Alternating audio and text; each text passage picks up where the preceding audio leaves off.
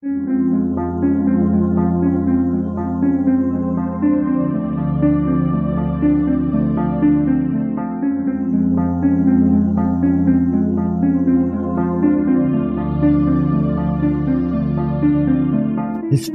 tells the story of the world and of our lives. Sometimes that history goes bump in the night.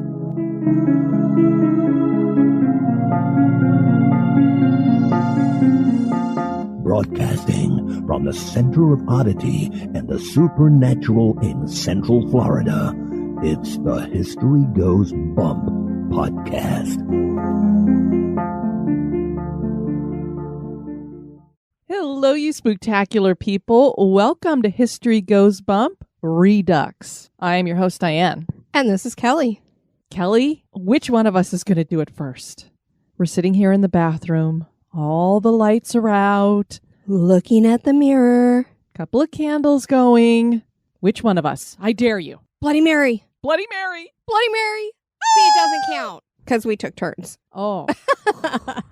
Phew. I mean, who wants to tempt fate, really? Dodge that bullet. I know. But did you ever do the Bloody Mary thing when you were a kid? Of course. Well, that's what we're going to be talking about on this Redux. We are redoing the legend of Bloody Mary. Kelly, are you ready to go back? I'm ready. Here we go.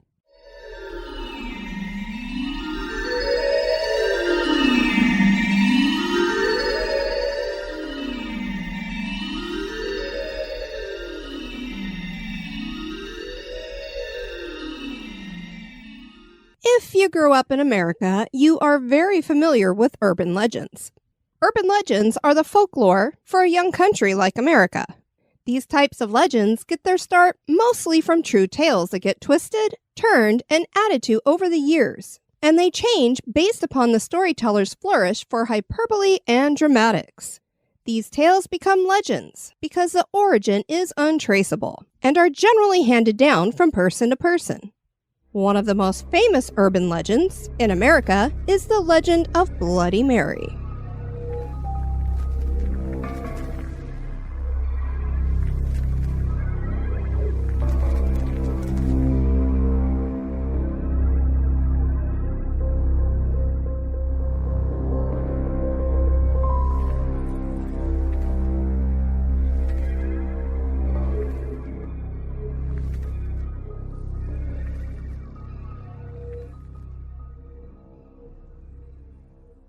The use of the term urban signifies that these legends are modern rather than something that has taken place in an urban setting. Urban legends are shared around the campfire, whispered among young people when they gather for fun, and sometimes explored through various sleepover rituals. Most of the listeners, Kelly, have probably participated in some of these rituals. These types of things are a rite of passage. You may recall playing games like light as a feather, stiff as a board. You remember that, Kelly? I certainly do and participated often. And it always was amazing that you were able to lift people up with just 2 fingers. It was. Or some of us played Truth or Dare. Did you do that? But of course. And perhaps you even dug out, gasp, the Ouija board. Well, I must admit it did happen a couple times. I did indeed get introduced to that, and I have used it a few times in the past. There were the stories of the hook. Or, the man with the hook. Or the woman in white who's hitchhiking. She gets picked up and then disappears from the car after saying she wants to be dropped off near the local cemetery. And who can forget the story of the babysitter who gets the call from a creepy man asking about the children in the house, and a trace on the call reveals that he is actually in the house. Telling these stories and playing these games are all basically fun. But there is one game linked to an urban legend that screams dangerous, and that is Bloody Mary. After all, there's blood involved, and more importantly, a mirror.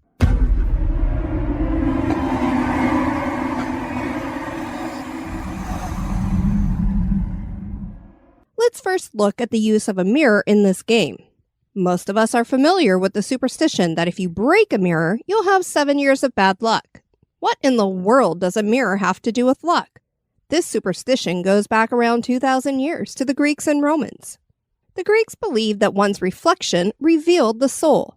Generally, reflections were only seen in water, But Roman artisans started polishing metal surfaces to make the first mirrors. By the 3rd century, mirrors were being made from glass, and with that came breakage. Damaging a mirror was considered disrespectful because it was believed that gods could watch us through mirrors. Breaking the mirror would bring on punishment from the gods who would rain down bad luck. Romans believed that the body renewed every 7 years, so then bad luck could only last for 7 years. There are many who believe that a soul can become trapped in a mirror. That's one reason why mirrors used to be covered after someone passed. Loved ones wanted to make sure that the spirit of their deceased loved one was able to go on to the afterlife rather than being trapped here in a mirror. On the flip side, this also means that mirrors can be used to trap evil spirits. Along these lines, as well as the belief that sleeping with a mirror facing the bed could lead to your soul being sucked into the mirror. And Kelly, I grew up my entire childhood with a huge mirror above my dresser right across from my bed. Did you have a lot of bad dreams, or? I don't recall having a lot of bad dreams, but I was terribly afraid of the dark as a child. I'm just wondering if this means I have no soul. It's been sucked right out of me. Good grief. Highly reflected surfaces were hung in homes and churches to scare spirits away because it was thought their reflection would scare them. You know, they come along, see their face in a mirror, and are like, yikes. And Kelly, a lot of these haunted locations that we've done have what seems to be haunted mirrors in them. This is true. Elizabeth Tucker shared a story from one of her students in her journal article, Ghosts in Mirrors, Reflections of the Self, that was written in 1999. Jessica, who was in room 207, was meditating in front of the mirror when the face shimmered and changed to the face of an unfamiliar male. Jessica, a tad frightened, I would probably be a lot frightened. Yeah, if all of a sudden you thought you were looking at yourself and then you see a strange male. Left the room for a few minutes, returning with Jason from room 201, who felt a presence of some sort in the room. Sounds as though Jessica was scrying with the mirror. Is it possible that the Bloody Mary ritual is a form of scrying? The Mayans are believed to be one of the earliest cultures to use mirrors for scrying rather than for vanity purposes. They believed that mirrors were portals, and that certain members of their community had a gift that allowed them to make out what dark images, appearing in polished surfaces, meant. Scrying is a form of divination done by looking into something, like a crystal ball or a mirror, and receiving messages of the future or some other kind of message or vision. Some people believe these are messages coming from within the gazer, and others believe the messages come from gods, spirits, demons, or aliens. The person scrying usually enters a trance-like state, and then they might see images in the mirror or in their mind's eye. We watched the Ghost Brothers do this on one of their more recent episodes where they had 3 mirrors set up and each of them had their backs to each other and were gazing into the mirrors in front of them. And during that quote-unquote ritual or whatever they were doing, supposedly a glass broke. Right, I remember that. And we were like, well, somebody could have broken it from off screen that we couldn't Right. see, but it was a little bit weird. It was a little disconcerting if it was, in fact, true. And I know Rosemary Ellen Guiley used to make scrying mirrors. She would teach scrying sessions, especially when we go back to the Haunted America conference in Alton, Illinois. It was one of the workshops she always did. And a lot of the ones that she made were black scrying mirrors, so they're made out of like an obsidian. Right, and I believe listener Paula Mitchell did her scrying class I during believe she the did. first one that I went to. I think you're right. And I know that the Newkirks, who have the Newkirks Museum with all the paranormal stuff and everything, they used to call it the Traveling Museum, but now I think they just named it for themselves because there's a lot of haunted Traveling museums. object museums out there now. They have one of these weird mirrors, and the second episode of their podcast, which is Haunted Objects, they talked about this mirror. And they usually always have it covered on their table. I have never even dared to look in that thing. But I do remember for 2 years they came to Alton, Illinois to the Haunted America conference. And one of the sons of one of our listeners, I believe it was Cindy Wadd's son, he looked in it and he was pretty freaked out about what he saw there. And he was a little weirded out for, I think, the rest of that conference. A lot of people get some weird things. They like see their faces melting or see themselves aging. The Newkirks believe that whatever you fear is what you're going to see in that mirror. Some people have had positive experiences as well, seeing loved ones. But it's something I've always kind of steered clear from. I don't want to gaze into the mirror and see anything that I really don't want to see. Yeah, same. But that's the thing here. We're wondering if part of this whole ritual that we're doing, because it has something to do with the mirror, maybe the whole Bloody Mary part of it isn't even what is factoring in here. I wanted to look at a lot of different cultural beliefs when it came to mirrors. So, we've gone back to the Romans here and the Greeks. Then we had the Mayans here. Now, I found this really interesting stuff connected to the Vietnamese American communities here in America. Janet Hoskins wrote about this in her paper, The Spirits You See in the Mirror. In the detached garage behind a suburban house in Orange County, groups of Vietnamese gather on weekends to quote-unquote serve the spirits of imperial generals, mandarins, ladies of the court, Highland princesses, and playful children. Kneeling in front of a mirror, a spirit medium watches her face transform into that of a fierce warrior, a coquettish dancer, or a spoiled prince addicted to opium. Once she knows which spirit has descended upon her, she signals with a hand gesture to her attendants, dresses in the appropriate costume, and rises to feel her body shaking and her hands and arms moving in unfamiliar ways. Raising a sword or a lance, twirling scarves to choke her neck or entice a lover, she watches her hands and feet trace the characteristic gestures of a figure from Vietnamese history and legend.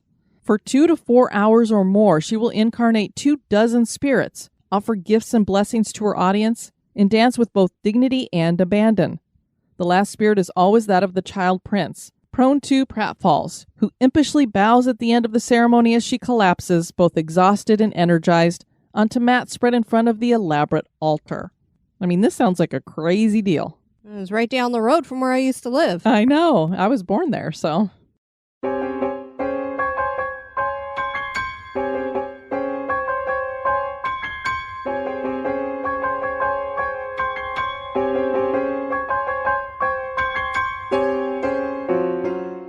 So we have a person standing before a mirror in a dark bathroom. And to start the ritual, they need to call out Bloody Mary at least 3 times. Bloody Mary, Bloody Mary, Bloody Mary. There are variations on who exactly is the Mary in the Bloody Mary legend. Some adolescents yell out the name of Mary Wolfe, while others use the name Mary Worth. And still others seem to be referring to Mary I of England, who was nicknamed Bloody Mary. First, let's look at Mary Wolfe. The ritual behind this one has the lights turned out in the bathroom and the young person peering into the mirror as they say, "I believe in Mary Wolfe," 10 to 15 times. Then, a wolf dressed in a burnous with scratches all over its face will appear in the mirror, and the viewer will get scratched on their arm. Another Mary in the legends is Mary Worth, and this is thought to be the closest to the true origin of the legend. There are various tellings of this particular legend. One such version is about a woman who lived during the Civil War named Mary Worth. She was believed to be a witch and committed heinous acts during her lifetime. A favorite pastime for her was to kidnap runaway slaves and torture them in her barn.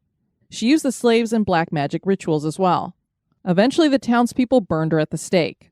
One of the reasons I don't totally buy into that story is we never had any witches burned at the stakes here in America. Another version of the tale comes from across the pond in England during the 13th century. Apparently, a witch there, calling herself Mary, was abducting and killing young girls, and the townspeople there burned her at the stake as she hurled curses at them.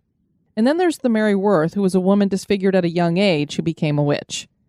Irregardless of which of these tales is the origin, the name Mary has stuck as well as the accusation of being a witch. Mary I was the Queen of England from 1553 to 1558. She earned her nickname Bloody Mary because she was a Catholic and she had Protestants executed. In just 5 years, she had 280 people burned at the stake. Her parentage did not help either, since Henry VIII was her father. The tragedy of Queen Mary I is that she never was able to carry a child to full term. She died in 1558, and her sister Elizabeth I took over the crown and reversed everything that Mary had reversed, bringing back the English Reformation. So when Mary became Queen of England, she reversed what her father had implemented. He was trying to get rid of Catholicism. Since she was a strong Catholic, she brought all that back. So she reversed what her father did, and then her sister Elizabeth comes in and reversed what Mary had done. It's said that asking Bloody Mary about her children gets a nasty response. And something else that might get a nasty response is when Mary died in 1558, it wasn't because she was ill, she was executed. And the executioner did a horrible job. I don't know if he missed, if his axe wasn't sharp enough, or what. But he didn't get her head completely chopped off when he was supposed to be chopping it off. Then he went for a second hit, and still wasn't able to get it completely off. So he had to use another knife to saw through this sinewy stuff. Oh, Lord. And then he lifted her head up to show everybody, hey, I finally did it, not realizing that she was wearing a wig, and he ended up with just the wig in his hand as her head dropped down into the staging area. Oh, Lordy. So if Mary the First is the one behind the Bloody Mary you're seeing in the mirror, I can understand why she's a little bit angry. Little bit ticked. Might give you a few scratches or try to pull you through the mirror. And now a little break for a word about one of our sponsors.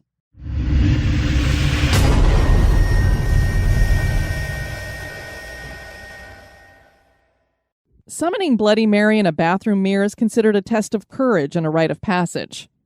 The ritual dates back to the 1960s.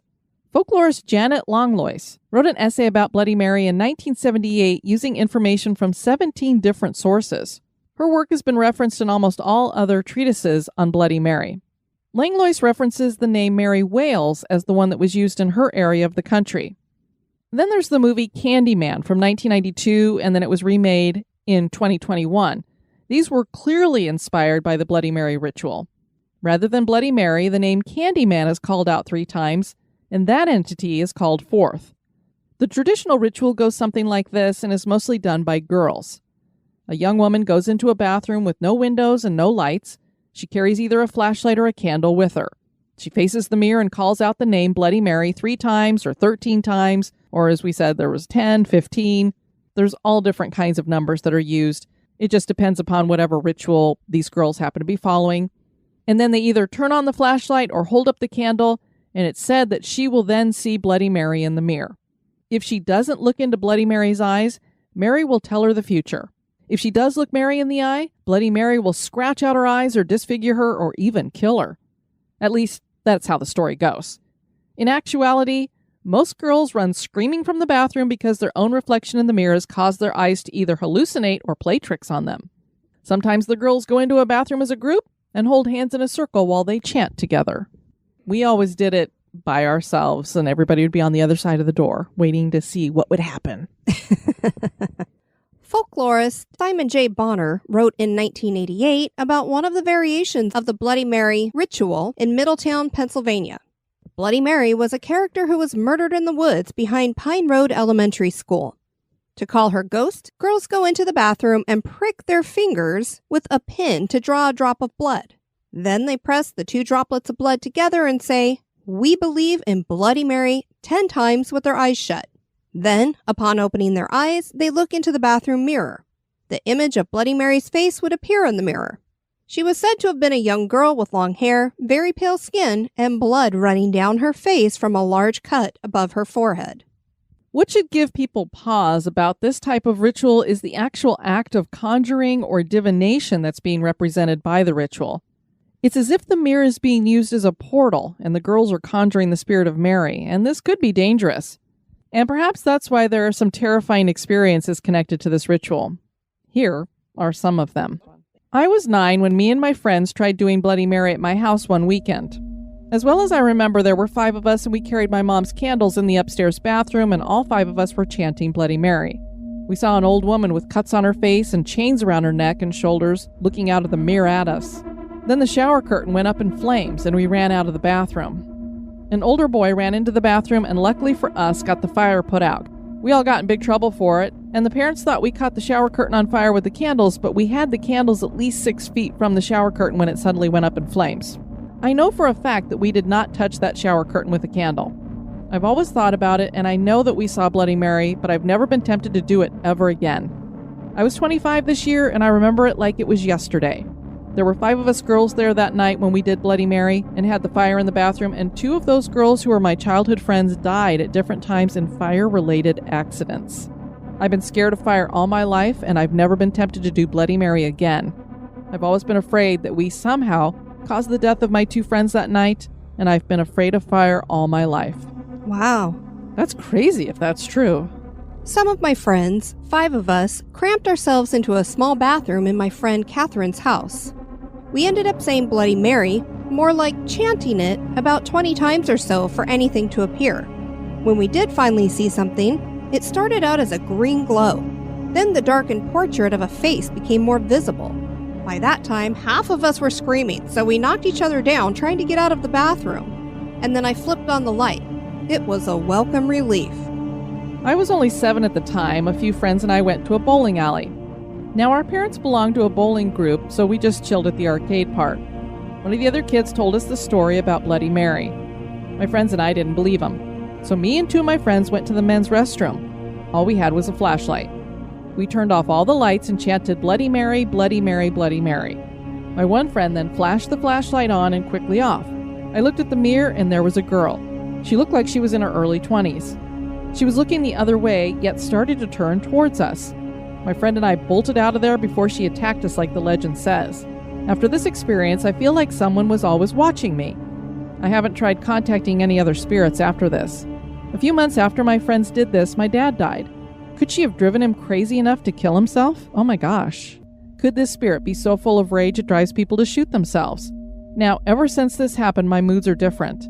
I'm 15 and some days I'll just suddenly go into depression. Some days I just want to curl up and die. Could this be revenge for summoning her all those years ago? My friends who did this with me all stopped talking to me. I met one recently and she seems okay. Could I have been the only one who'd seen Bloody Mary? Could she only be after me? If she is, then why? This may have happened 7 or 8 years ago, but I still feel the effects. Marissa and her friend had just finished watching an eerie episode of Ghost Whisperer, and Marissa wanted to scare her friend, which was one of her favorite activities. So Marissa looked into her living room mirror and spun 3 times saying Bloody Mary. No ghost appeared, so she went to the bathroom to try again. Against the warning of her friend, Marissa shut off the lights, closed the door, and repeated the chant. When she looked into the mirror this time, there was still nothing. Disappointed, she was about to flip on the light when she caught a glimpse of something. She looked closer and discovered a black and white woman with her mouth wide open. Marissa expected a scream from the apparition, but found only dead, terrifying silence. The woman in the mirror lifted her arms, and Marissa saw that her hands were bright red, not with polish, but with blood. Her fingernails had been torn off. Her hands reached out from behind Marissa and grabbed her shoulders. Marissa screamed, turned on the light, and ran from the bathroom. A group of girls was spending the summer at a camp in the Pacific Northwest on an island called, I think it's Anacortes. Sick of exploring the woods, they decided to collectively fake food poisoning. They ran to a bathroom and shut themselves up in it, hoping to make the fakery convincing. While they were there, one girl, Jessica, came up with the idea to play Bloody Mary. The rest of the group agreed and they shut off the lights. They said Bloody Mary 3 times into the mirror and waited. At first there was nothing. Then the mirror cracked. All the girls ran off screaming except for one. The remaining camper was paralyzed with fear. She stared and saw a flash of movement behind the mirror as if someone was standing right behind her. She turned and ran from the bathroom. The next morning the girls laughed about the event, if only to hide how scared they had been. Trent wrote, "Where I used to live, I was about 8 or 9 years old. Michael, Rudy, and I decided to summon Bloody Mary in an old abandoned shed. We went in and sat in the center of the floor. We sat in a circle, closed our eyes, and held hands while we summoned Bloody Mary. After a minute or 2, we could hear things. We stopped and we saw the walls start spinning and the sounds got louder. We got up, ran away, and never returned there." So apparently you don't necessarily need to have a mirror to summon her, huh? I guess not. Kelsey wrote, "My friend had a slumber party and they dared her to do Bloody Mary. You know, go into the bathroom, turn off the lights, light a candle, chant Bloody Mary 13 times and she'll appear. For about 15 minutes, nothing happened. Then we heard her scream and she tried to get out of the bathroom. The door was stuck, but it didn't have a lock. When we got her out, she was crying and whimpering like a madman. We asked her what happened. She showed us her arms and there were scars there that had never been there before. Tons of them, like 20 scars. I'm thinking she's talking more like scratches. Right. A few days later, they disappeared. She won't tell us what happened or what she saw when we asked her about it. She just looks at us in a hateful way. One time she said she wished it would have been Jenna that did it because it was Jenna's dare." Those are all terrifying stories. I'm glad that every time we looked in the mirror, we saw nothing except for our own faces looking right back at us. And they do sometimes look creepy because the lights are out, you got candles flickering, or it could just be pitch black in there and you think you're seeing things. Yeah, I never saw anything worth noting either. No, your eyes have a way of playing tricks on you, and I think, especially when you're young, impressionable kids, that's possibly what you have going on, but... You never know. So is the legend of Bloody Mary real? Does she really appear in the mirror to exact revenge? Is she just the figment of active imaginations? That is for you to decide. And now, if any of you run off to your bathrooms with your candles or flashlights and start chanting Bloody Mary's name and you see something, let us know. Yep. Send us an email. But no blame. We don't take any blame for what may happen. Nope. All right, Kelly, let's get out of this bathroom before Mary does come out of that mirror and scratch us. Sounds like a plan.